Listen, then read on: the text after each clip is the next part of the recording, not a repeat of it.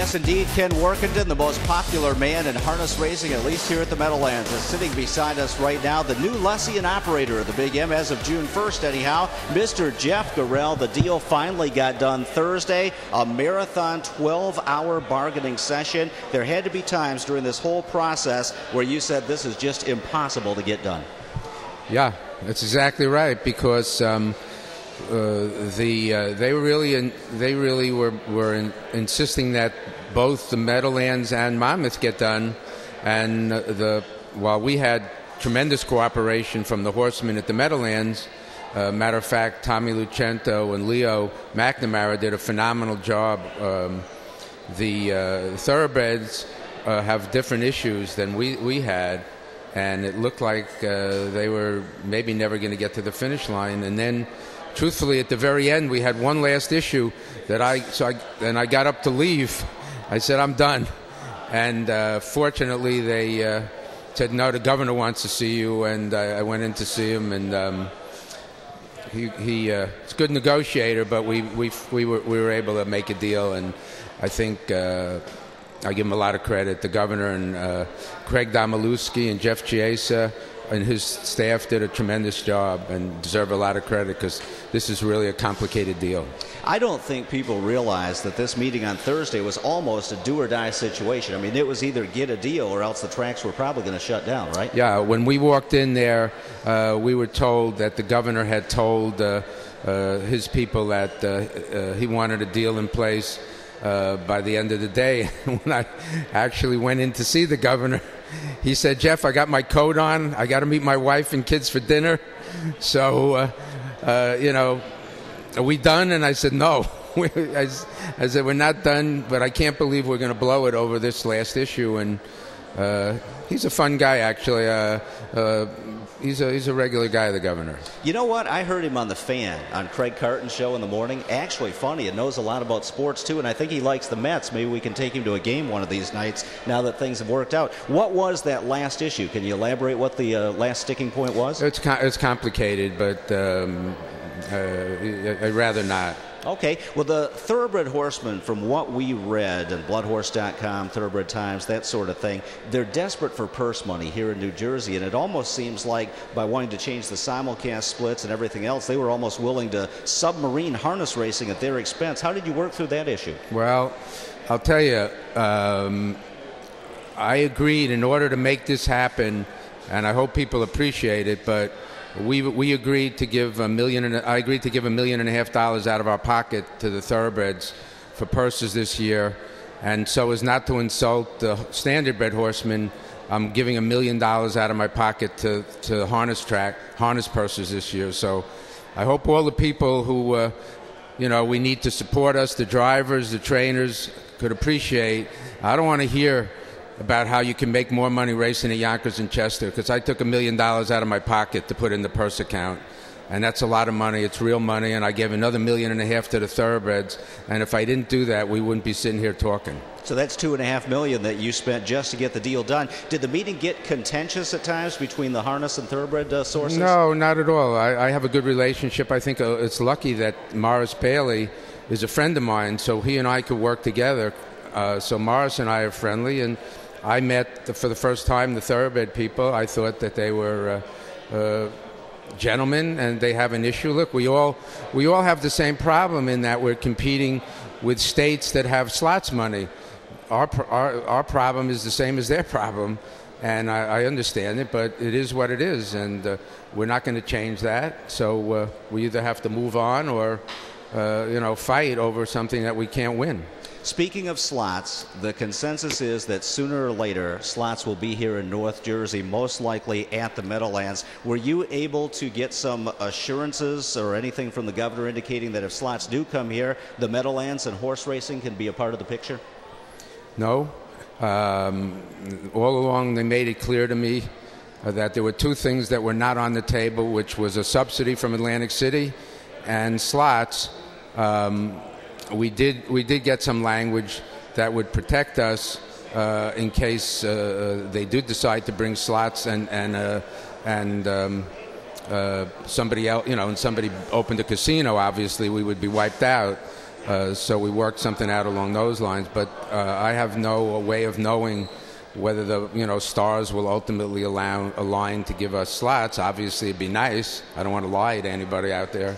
It would make us certainly put us back on top as the number one harness track. But I'll figure out a way to make us the number one harness track anyway. Now, the state comes out of it looking pretty good. They were able to privatize the tracks, not give out any subsidy money for purses, which they were adamant about right from the get-go. Seems like you had a great relation with Governor Christie and with his people all through the negotiations. Yeah, actually, I'm a Democrat, but I have to say I like Governor Christie because what you see is what you get with him, it seemed. And, he's a regular guy, and like I said, at the end, we were joking around, and I told him, I said, why didn't you throw me out of your office 3 months ago? And we laughed a little.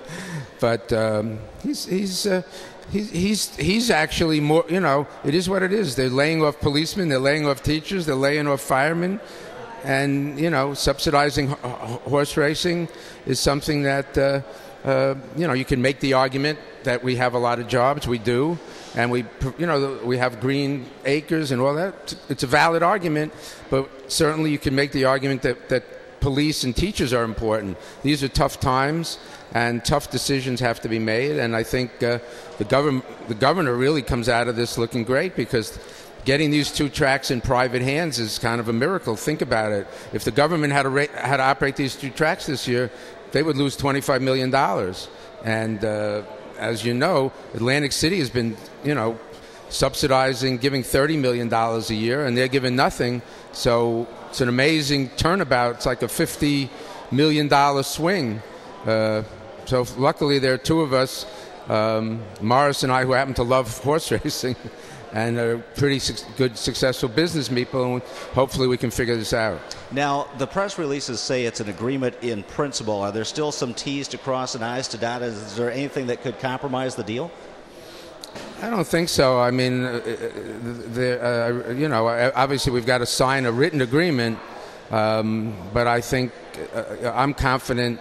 I've been treated very fairly by the people at the Sports Authority and the governor's office, so I don't think they're going to throw a curveball in there. So we really thrashed out most of the issues. So I don't think the only thing I can think of, I know that I saw that the thoroughbred horsemen have to vote on a deal, and that vote isn't coming till Tuesday or something. So hopefully they won't derail this thing, but that's about all I can think of. Now, do you and Morris, you've basically inherited all the labor contracts, the food contracts, that sort of thing. Do you have some wiggle room there, any flexibility, or do you just take over those existing contracts? Well, I have a deal with all the unions.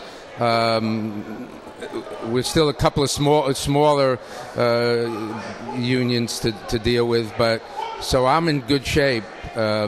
Morris, I don't even think has even done anything with the unions, so I think he's starting from square one. I've offered him the name of my attorney who negotiated for us, so I don't know what he's going to do. I think Morris has always been a little bit behind us because we started in the middle of December and did our and obviously the holidays, but after that we've really been working feverishly for the last 5 months to analyze this properly, whereas Morris kind of got into it late. So I think he's still got work to do. Now, you take over June 1st. Is there a transition plan in place, or will the NJSEA continue to operate the track on a day-to-day basis, or what will it look like after the 1st of June? I think it'll be a transition. I think it's inconceivable that we'll have a written agreement in place by June 1st. So I think that we'll have to work together. Hopefully they'll give me some decision-making powers, because in theory I'm paying the bills as of June 1st. So, but I don't think you're going to see a lot of radical changes overnight, because it's just not enough time. I'm hoping that next year you'll see a lot of changes, and I believe in 2013 with the new building you'll see a completely different product. Although I think the racing product next year will be different. I've got a lot of ideas to implement that I think will improve it, but I think for this year, I don't expect you'll see much difference. Jeff, will you be involved in the day-to-day operations of the Meadowlands, or will somebody else actually operate the racetrack? We would have to hire a general manager. as I've told people, I have 2 tracks upstate. I have a home. I love being at Tioga on the weekend, so I just can't be 2 places at the same time. So I would expect to have a general manager in place. But I think some of the ideas, marketing and stuff, I'll be directly involved in all of that. That's something that I enjoy. And we're going to just really take the things that have worked for us at Tioga and bring them down here and hope they work for us down here. Talk a little bit about your partner at Cantor Gaming. They've got some great ideas for new bets, new ways to kind of approach the sport. You're actively involved with them too, aren't you? Yeah, I think that's like I said, we're not planning to do business as usual. I think the Meadowlands will be we'll have a different product next year and maybe later this year. We're not obviously just going to go put out the same product that frankly hasn't kept up with the times. I mean, the people have voted with their feet when it comes to harness racing, and we've got to bring them back into the fold and give them a product, where they can wager without having to be astute handicappers like you and Dave Brower. That's true. That's a very good point. Very astute handicappers. And Hollywood Hayden, we can throw him in there too. Right. Jeff, a lot of questions about the racing schedule. What are you thinking? Will there be a fall meet by chance, or what do you have in mind right now? No, positively no fall meet. I think we're committed to racing 81 days. I got to look at the calendar, but I think maybe we'll open a week earlier next year, maybe right after Christmas, so that we get New Year's Eve, that weekend. And then I would hope to talk to the people at Chester about them opening maybe a week later, so that when we close, they open, so that there's no overlap between us and Chester in the winter. What about the Bayonne OTW? Will construction start immediately the 1st of June, and how long will it take to get that running? I don't think it's going to start June 1st, but we're further along because those plans were in place. We've made some changes to reduce the size, but we're hoping to have that open by April 1st. Now, you used to come to the Meadowlands in the early days when the track first opened and play the horses and have a great time. In your wildest dreams, did you ever imagine you'd be running the Mecca of harness racing? Positively not.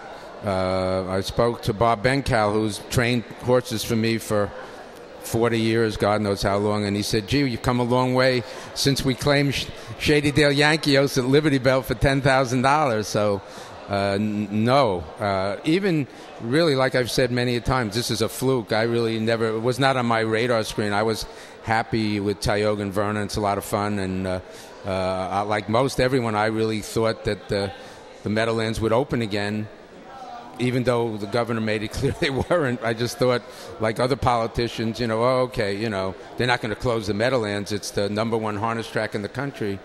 And when it became obvious that the governor was not planning to subsidize it another year, I was jumped in, and honestly, I didn't think I'd succeed. I really thought, I'd give it a try, but I didn't think it'd be possible to figure this all out. Jeff, this is a special night for you on the racing front as well. We've got the Cutler Memorial honoring the memory of your great friend and business partner, Artie Cutler, the great restaurateur in New York. And was he one of those eat-your-heart-out pretzel guys? Did he go to the track with you when you were kids? I didn't know Artie really until late in life. I met Artie when we rented him Carmine's on 44th Street. And part of the deal, believe it or not, I said to Artie, I'm going to rent you these. I rented him Carmine's and Ollie's. He owned both at the time. And we were arguing about something, and I said, I'll tell you what, I'll give in, but you got to become my partner in the horses because nobody else wants to be my partner. So that was the deal, and Artie became my partner, and from that day on, we used to come to the Meadowlands with this guy, Mush, who used to come with us. It was an Artie Geiger, who's here tonight, Dave Stoltz. Alan Eilenberg was an old partner of mine. He's here tonight. Some of Artie's friends. So, Artie loved the Meadowlands, and Easy Pass would be helpful because we had to always plan to make sure we had money to pay the toll to get back. No, not money for a pretzel, money for a toll. Well, a lot of people don't know this, but Jeff is an astute handicapper as well. And in the Cutler final tonight, I've heard a rumor you used to actually own Looking Hanover. I used to own Looking Hanover, and when we owned Looking Hanover, his first race for me qualified great. He won in 2 minutes, and Bob Bencal's horses usually qualify in about 2.5. And I thought, wow, this has got to be a champion. And he raced good a couple of times at 2, and we had a lot of hope from him. And then he came back at 3. He was awful. We sent him down to another trainer at Freehold. He was awful. I put him in the Harrisburg sale. Was glad to get rid of him for 10 or 15,000. And last week, I was with some friends up at Tioga, and I said, gee, I just hope Looking Hanover doesn't win. And the rail opened up, and there came Yannick with Looking Hanover. And then I see he drew the rail again tonight, and the good horses drew the 9 and the 10. So it seems to be shaping up as Looking Hanover's night tonight. So Yannick is a friend of mine. I'd rather give the trophy to somebody else, if you don't mind. Well, Jeff, we're giving the trophy to you for what you've done for the Meadowlands and for harness racing. Thanks so much for the huge efforts. We look forward to the transition. We look forward to the brand new Meadowlands on the horizon in the next couple years. A heartfelt thank you to you from everybody in the industry, and thanks for joining us tonight. Well, thanks. And like I said, I want to thank Mike Galata, who was a big help, and Tommy Lucento and Leo. They don't get enough credit. But without their help, we wouldn't have gotten to the finish line. So they deserve a lot of credit as well. All right, from one astute handicapper and Jeff Gural to another, Dave Brower waiting in the wings. We'll be right back on Racing for the Meadowlands.